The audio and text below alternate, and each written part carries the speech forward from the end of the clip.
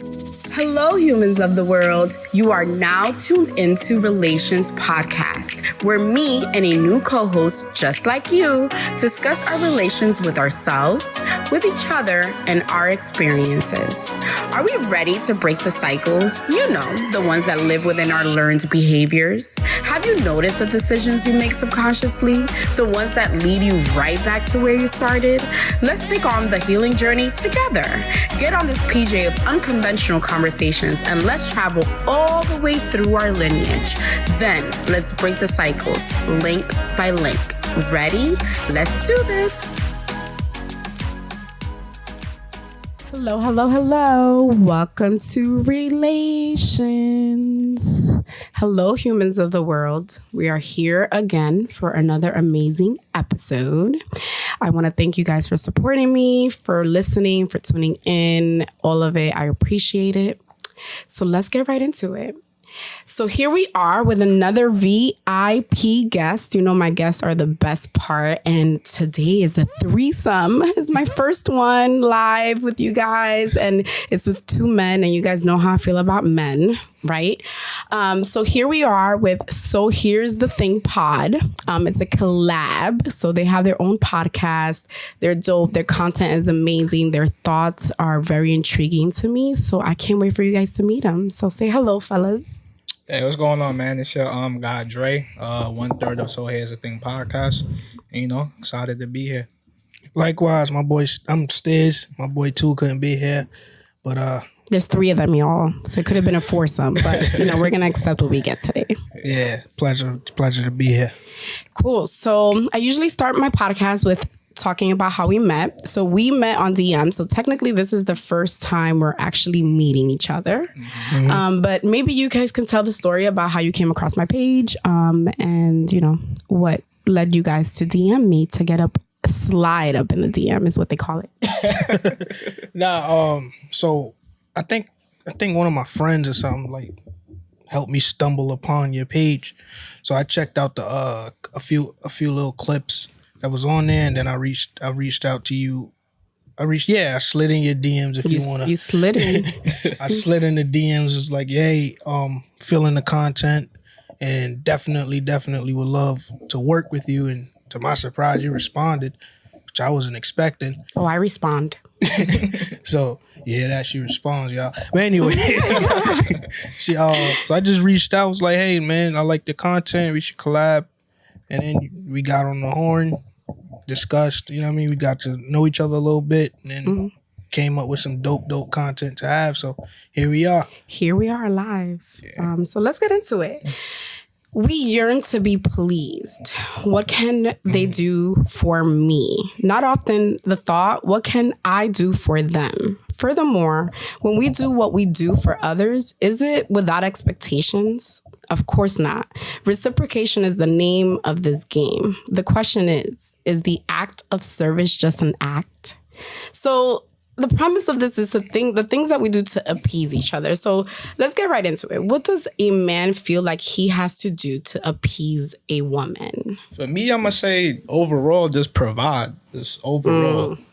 You know, in my experience with, you know, relationships, or even though talking to different females and things like that, I feel like a lot of them still have this mindset to where the man has to take care of most of whatever's going on, whether it's related to the finances, whether it's related to, like, you know, setting up dates and stuff like that. Like, I always feel pressured that I have to, you know, always take the forefront on things. The lead. You're the leader.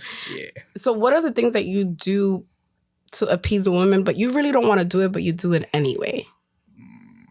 Is taking a lead something that you really always want to do? Absolutely not for me. I want somebody that's able to, you know, match my work ethic. I want somebody that's going to take the lead sometimes as well, kind of take that pressure off of me. Kind of just be my partner in this. So yeah, I don't have a problem with taking the lead, but, you know, I need my break sometimes, you know? Right. Every man does. What do you think? Well, for me, what I do to appease is just to, like, I've learned to just be myself from the gate, to let you know exactly, like, how I'm coming, to let you know exactly what you're getting into, And that way we can build whatever partnership we want because we know from the rip it's authentic. And a lot of the times people get into situations trying to appease them. You get into that situation and then further down the line, now your representative is gone and you see the real person and then you're like, damn. So appeasing somebody, I feel like the best way to get it is just to be yourself, state your demands, and see where it's at. Because then we can know if we're compatible or not. So do you feel like you try to get to that point quicker? Like you're just trying to like get to that, or do you think that you know that by meeting a woman initially? Well, yeah. When you initially meet somebody, you could tell by the energies where things can go. And I say can because oftentimes you could change, perceptions or whatever the case may be. Circumstances may change eventually down the line, and then you get a whole different situation. But if you can, in the beginning, when you meeting somebody, and then, like I said, just show your real self, not your representative, or show as much as your real self, because at the end of the day, you still have to win that person over to your personality, and likewise, because they're doing the same thing. So there is a little bit of the game. Yes, the game still happening, but in that game, you still have to have that passion for knowing where you going. Like what he said, he going into it with a partnership mentality. So at some point, he's gonna get fed up of leading because when he got into it, that's what he was expected to do. That was his pressure. You feel me? Yeah. So I always, from the beginning, when I meet somebody, I always make my intentions clear, though. Like I say from time to time, like we always have to have a conversation just so we could just outline what our expectations are, where we want to go with this, how far we want to go with this, all of that. I just want to flesh out all of that so there's, no confusion down the line. So I would say, what does a woman, I guess the woman's perspective, what does a woman do to want to please her man but doesn't really want to do it? I think from my perspective, I think that there is an ideology as a woman, you're supposed to be a pleaser. I think naturally we're nurturers. So it's like a natural thing to want to give to our man, right? And I definitely fall into that. I definitely am a giver. So I always want to just please. How can he be more happy with me? How can I do more for him, right? But then there's the things that I don't want to do that I find myself conflicted about because I'm like, well, this is what a woman is supposed to do, but that's not in my nature to do. So where do I find the balance in that? Do you mind elaborating on? Right, I'm about to give you an example. The example for me is cooking. Okay. Right? All right. I know how to cook. And I cook from time to time, but it's not my priority, right? And sometimes I have my specialties that I know how to cook, that I feel comfortable knowing to cook for myself. So for instance, if I'm craving it, I know that I could only make it the way I can make it. Yeah. So I'll want to do it that way. But if it's not in me to do it, I'm not going to force myself. It's not a priority. Yeah. But when it comes to a man, it's almost like there's always that question. Do you cook? And it's like, bruh, like, is that really a priority of yours? Like, are we going to eat? Yes. I eat every day. That's a fact. I hope you're eating every day. Right? That's a fact. So, those things is like questionable because it's like, am I not woman enough because I don't like to cook? And should I be forced to cook for my man to appease him? Just because that's what a woman is supposed to do. And I feel like we fall into that a lot. What can we do to please the other person based on our gender roles? And that's a consistent conflict, I think, even for you guys. Like, as you said, you feel like you should be the protector because that's what your gender role tells you to do. But you might not always want to do that. That's true. Okay, so since we're stuck with these gender roles and all these expectations, what do men expect from women to do? What do you mean expect? Like on what? Like as far as the gender roles? Meaning there's something that you are appeased by, and if she doesn't do it, you think that it's wrong. Like it's almost like, well, I expect this of you, and I'm not happy. I'm not pleased. This is not a relationship that I can continue because she doesn't do X. I need unconditional support because I'm giving unconditional support. That's a good one. So as far as you coming to tell me anything that's going on in your life, advice, financial, whatever the case may be, as long as it's in my realm to do, I expect the same thing. Like, I like to get the energy that I'm putting out. Reciprocation. Reciprocation. So if I get into it at the beginning and I state, hey, this is what I need, or I'm showing you what I need, and I'm not getting it back, then I don't think the relationship could move on, because I'm already, like, I got the 80-20 thing. I'm already at 20 and we just started. You feel me? It's going to be real hard to build an 80 when I'm already starting at 20. And is that 80-20? Okay, that off script. What's this 80-20 situation about, Yeah, though? go ahead, explain yourself, bro. Well, no, I got it from the Tyler movie. But do you really believe it? Yes, because you're never 100% happy in your relationship. They'll never be that. There's always something that person does that falls into your 20. It may not be something big to like make you leave, but it's something that person does that you just don't like, or you just can tolerate, sweep it under the rug. And that goes into your 20. 80 is just all the things that combine make you fall in love with that person, make you go above and beyond for that person. But there's just like little things. Just could build up. It could be one thing. Selfishness is a thing that people could just get over. I can't, but it's just people could just sweep it under the rug. Some things sexually, that usually falls into the 20. Oftentimes, men use that sexual part and go cheat and end up in a real situation. So, again, 80-20, to me, what I learned from it is basic little things that you have in a relationship that you just put in that spot, and then you continue to live your life. Tolerable things. Tolerable. So, toleration would mean that you are willing to be complacent for this thing. You are willing to not work with that person through it or express it. You just notice it and you decide that that's the thing that you are just going to be complacent about. Yeah. It's just something that I could live with. Settling.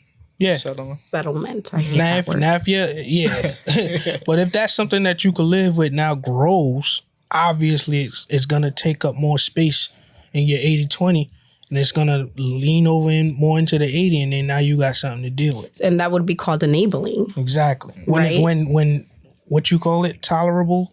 Tolerating. Tolerating becomes enabling. That's a problem. But isn't that innate? Not all the time. If it's not discussed, it's something that you do, right? It annoys me. I never say anything about it. I'm complacent with it. And then it just continues because I never said anything and I've decided to take that. It's always going to be a thought in my mind that I'm not happy with. But see, and you're going to notice it and you're going to be annoyed by it, especially if this is somebody you got to go to sleep with and wake up with every day. Yeah, but that's taking it past where I'm coming from, because at that point it's just like feedback at work. It's your job's telling you like, hey, these are things you can work on to improve your efficiency here. Hey, these are things you can work on to improve your relationship. But you never said this is something that you could work on. You said that that's something you're willing to sweep under the rug. Yeah, because it at first comes off that way. It comes off as something that, this is an issue, but it ain't nothing to make a fussy about. So we can talk about it. Yeah. So when does it become an issue?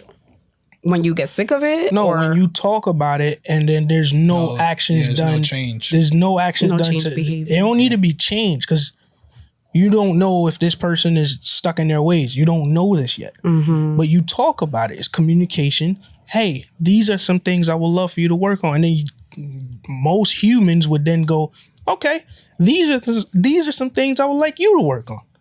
And that's how it goes. And so the 80-20 is this starting base, but 80-20 is not what you go into like in a marriage with. That's just what you guys, the percentage just means 20% of this we're willing to work on. Yeah. Not 20% that I'm just taking an L on. Yeah, because that's what it seems like. It's no L's. Yeah, because it's just like, I'm willing to sweep this under the rug, meaning sweeping under the rug to me means we're not talking about it, we're not discussing it. I'm just deciding that I'm gonna tolerate this and I'm gonna accept this. Yeah, but accept it from you. That's not a responsible relationship. Anytime you have a problem and you say, I'm not gonna talk about it. And it's not even really like taking the L, because like you said, most men, they're gonna go and search for that 20% that you're lacking. See, not just most men, Dre. Don't just say that. Humanity. I've been part of many females, 20%. Right. Yeah, humans are going to always seek for more. This is why when we talk about settling and complacency and toleration, those words to me mean I am unhappy with something and I am going to decide to just deal with it. But really, I'm upset about it. I'm going to be annoyed by it. And it's going to push me to lie. It's going to push me to deceive because I'm unhappy to begin with. Exactly. Yeah. Oof. I didn't even know I was going to get that deep, but it went there. So in the opposing side, what men or what women expect from men to do, to me, same reciprocation is valuable. I think peace and safety are like my highest priority now that I'm in my 30s. I think that before I was willing to just have a good time. Like I was willing to be in a relationship, see what I learn from it, what I get from it. You know, everyone comes with a lesson, with an experience. I was in it for the experience. I think now as I'm online dating you guys, and that's the whole experience. Boy. But we could get into that. We could discuss we could discuss a whole lot of things when it comes to that. But my man 2 just became available. My point is that in this online dating process, or in this dating process that I'm in, that I've never been in before, I'm a little bit more specific in what it is that I'm expecting and what I am putting out and what I am demanding as requirements to be in my space, in my time, in my experience. Like not everyone gets to experience you. And I understand my value of my time, of my experience. Like, oh, you know what? This person, I'm not going on a date with you. Like I'm not. Melissa 10 years ago would have been like, oh, it could be fun. I'll just go, you know? See what happens. Right. See what happens. Whatever. No expectations. Now it's like high expectations. Like you have to fit what makes me right. But I feel like there's this like middle ground where we expect something from someone, but when they do it is wrong, but if they don't do it is wrong. And let me give you an example. For instance, right? Women would say, oh yeah, you know, men are always complimenting me. He just wants to get in my pants. Right? But then if you meet a man who doesn't compliment you, you're going to be mad. Yeah. True. So it's like you damn if you do and you damn if you don't. Right? So it's like, to please me, you have to compliment me. But if you overly compliment me, I'm going to be annoyed. I'm turned off. Right. I'm turned off. You're doing too much. Right. What do you guys see as to be one of those things for you, where you damn if you do and you damn if you don't?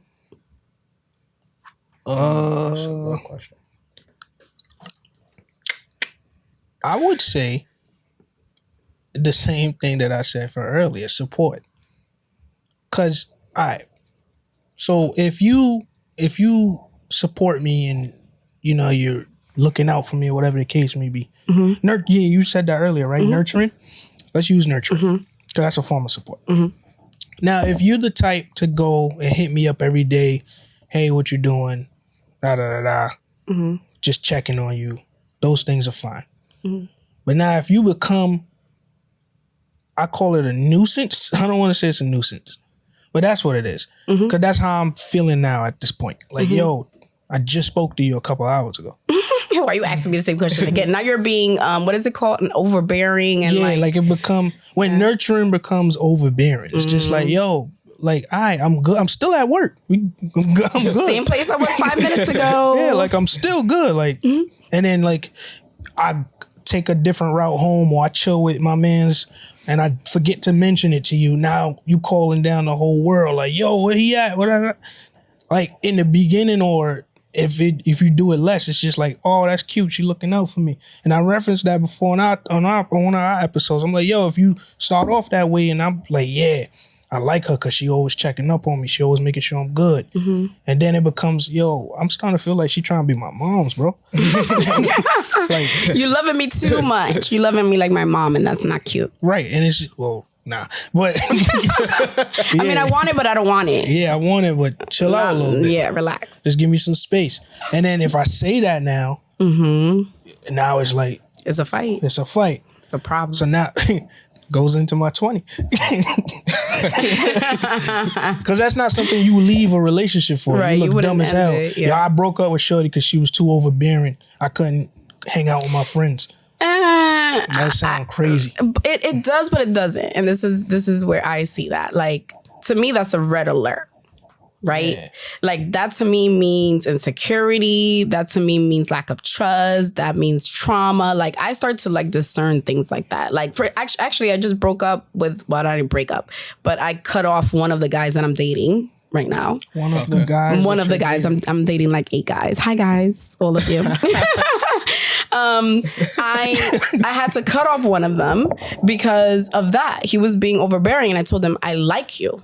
I'm already here. You have my time. You have my attention. I'm in your space. Interesting. Calm down a bit, because now is becoming uncomfortable. You're taking the flow and the authenticity of this experience by doing too much. Now I'm not thinking you're being genuine. Now I'm thinking you just trying to win me over. Like like this is a game. And if this is a game, I'm not in it to play no games. So peace. Right? So again, you could see this 20% as workable, or you can start looking deeper in this and say, do I really want to cope with someone who is in this space? Yeah. At all. But that's how I got to it. So you put that in your 20% and go, all right, at some point we got to address this. Nah, we're addressing this now. No, bro, I'm just saying, what is the problem? Right. Why are you being overbearing? This is not going nowhere. Okay, you don't see it? You don't want to work on it? All right, deuces, bye.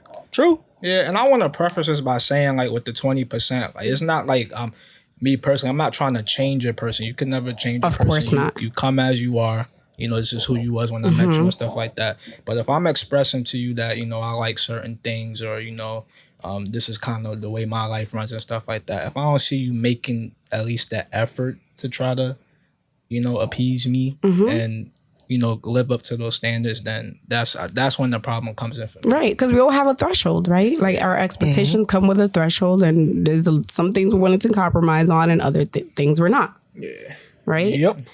So when is the act of service an act? Meaning, I feel like we play this like, I'm gonna please you thing just to like, it's like part of the courting process that is almost like, are you even being real? Like, going back to that inauthenticity that I was talking about. Like, when is it, I'm gonna please you because I really like you, or I'm gonna please you because I'm just trying to win you over, and then in 6 months I'm gonna become my real self? I got a homeboy that how do I say this? Is this a PG podcast? Ish. It could be PG-13, PG-21, 21 and over. Let's clean it up, bro. Yeah, I'm gonna clean it up. I got a homeboy that when he gets intimate with a female for the first time, he pulls out all the stops. Gets as elaborate as he can. He does everything he can under the sun to make sure that experience is a memorable experience. You may get this experience for about the first 2 to 3 times. And after that, from what I've been told, he's out for self. Right? Now, can that count as appeasing in the beginning? Because you painting. That's deceiving, because you're setting expectations that you're not willing to meet consistently. Right. So yeah, that's something. Okay, so that's probably a common one, is what you're saying? Yeah, because that happened with a lot of my friends. So that's a common one. Setting high expectations of pleasing physically that they're not able to meet. I got a homeboy that he... Damn, a lot of messed up homeboys. But anyway, Don't know why, though. I got another homeboy that he just... Homeboys, quote unquote, you guys. Homeboys. Well, it can't be me. I'm Stiz. Oh, okay, cool. Stiz, baby. Anyway, what I was saying... Oh, yeah, he like to buy things and shower you with gifts just to court you and get you in. Once you in, you don't notice it right away because he try to keep it up for as long as he can, but then it starts to decline. And then now you're wondering, yo, what happened to the guy that I fell in love with? He's no longer here. He never was. He showed up with a mask and then demasked himself, and then now you're stuck. But that's It's a trap. Yeah, that happened to me in a lot of my relationships. I can't really think of anything specific, but sometimes you get into these relationships and you fall in love with somebody because they do something specific that you like or you love at that moment. And when you're in a relationship, you tend to grow, you develop and stuff like that. But yeah, during that relationship, you guys develop and you guys kind of change your behavior and stuff like that. I've been in several situations where, I used to do certain things in the past that throughout the relationship, I kind of stopped doing it, or I moved on from that. But my partner, they still like that. And I would find myself still doing those things just to make them happy. And you didn't really want to do, it wasn't natural for you. Yeah, it wasn't natural at that point, but you still want to reciprocate that love, especially if they're still doing things that, that you appreciate, Yeah, and then it's inauthentic. So I sense that my intuition picks that up immediately. I can't even, that's probably, it has become my number one pet peeve. Just because I feel like you should feel great enough to connect in your natural being. At this point, the pleasing of each other, that comes, I think, with time. I don't think off the bat, I don't know you, you don't know me. You shouldn't be jumping hoops. I'm not. We're going, I even split bills. I go 50-50. We're both making an investment in this time. And as things evolve, you naturally should want to please your partner. That should be a natural feeling. Even if you don't always want to do it, you should at least yearn for the love and the respect and the honor of this person, that you just want to do things to make them happy. Wait, my fault. So what you just said is, in the beginning, you split bills and all that, right? So how does that change from that point to where it becomes him doing it? He just tell you nah, chill, I got this. Do you just eventually just stop paying half the bill? I think that it eventually it just starts to develop to be whatever it is. So for instance, in a recent one, it's just okay, we split. I offered to pay the first, or to split it the first date, and he's like, no, chill, I'm gonna do it. The second date, I offered to split, he let me. The third time, I was like, you know what? I'm going to plan it and I'll pay. Then the next time, he'll plan it, he'll pay. Right? I just don't think it should be that these calculated, no, because you're the man, you're supposed to. And what? No, I have a job. I work, thankfully. Amen. I have money. And I want to show you that in this courtship, we're courting each other and we're both making an investment. And that's just one of the ways that I do that. Right? It's not like I see it as high value. It's just we're both doing this. And hopefully that leads to a relationship that is partnership based.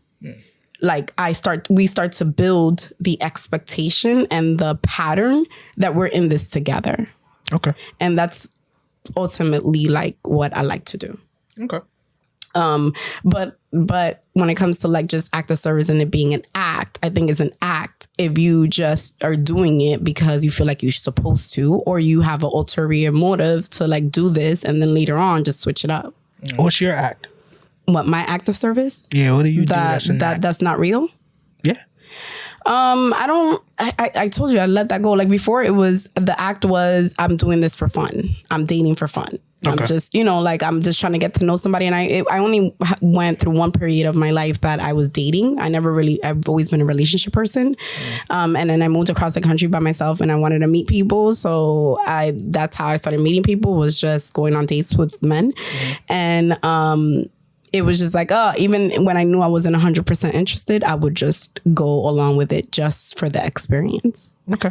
But now 30 plus, now there's no games. There's no act. This is who I am. I'll show up. I don't do too much in dates either. I'll wear my normal clothes. I'm not going to put 500 pounds of makeup. I'm not going to put on a dress that I don't normally wear. I show myself 100% because this is what you're going to get. Yep. So I want you to choose me for me in the beginning. I like that. And if you don't want me, that's fine. Please exit. And that's it. I like that. Yeah, most men actually appreciate that. That was another big thing for me too, the act, the makeup. All of it. Yeah, I'd rather you without it. And I'm telling you this now, like, I'd rather you without it. Show up without it. But this is where like that's like weird, right? Because I think a lot of men say that, but then they end up with like women who are always glammed up or glorify highly the women's that are like all together with it. Like, oh yeah, I don't like a girl that's fake and I want her to be natural. But then like he's staring and gawking over the girl that has the implants and the booty shots. So it's like, I think with women that are like me, I guess I could speak for them, for women that are like more natural and all of that, like there comes like a level of like, wait a second, you're saying you don't like that, you prefer this, but then you're gawking over that. And maybe you like both. It's okay to like both. But it could be misleading, the message sometimes, you know? Sure. So final question. I ask all my guests. What are you healing and what cycles are you breaking in this process of pleasing and wanting to please your partner? And how are you healing your lineage? Because that's the ultimate goal. All right. So I just want to harken on the word authenticity. That's what's something that I've been working on. That's something I've been working on and continue to work on and continue to like spread around me. I always say draw the line in the sand and let me know what side we on. We on the same side, then cool. If we are on the opposite sides, cool. Let me know what's the vibes and then I could act accordingly. Not act accordingly, but move accordingly. Right. So in this whole entire conversation, as far as appeasing and all of that, we don't need to do all that. Just like I said, just be yourself from the rip, and we'll have I guarantee you we'll have a completely better situation than we would have if I came into this trying to show you something that I know I'm not gonna uphold. Because at some point I'm gonna be like, yo, I don't gotta do this shit. Straight up. Like, yeah, like I'm gonna just get to that point, and I get to that point real fast. Right. I'm like, yo, man, I ain't got time for this shit. It's raining. I'm good. Yeah. And there's people that live like double lives forever. Yeah. Like that's basically the beginning of a double life. Yeah, because like you said, like I said earlier, you gotta either continue that lie, keep it going, or you gonna eventually get to the point where you just fed up of stringing these stories. Like you gotta remember this and you gotta remember that. Look, man, this is who I am.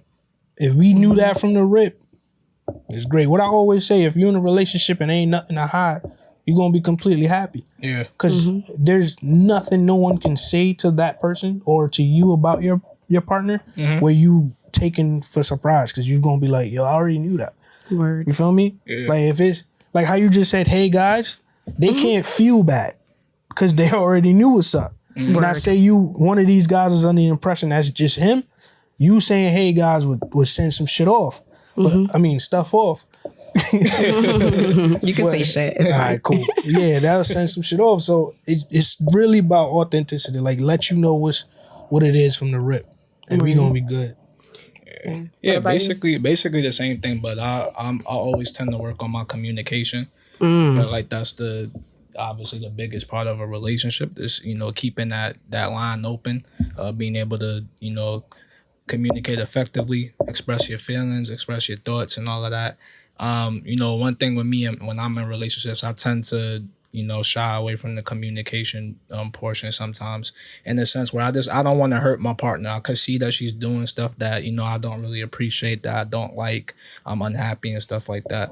But to make her happy, I'll just kind of just deal with it and won't say anything. And, that's something I want to continue to build, to learn to, it's okay to say something. Like, sometimes you got to put feelings aside and, just get off what's real.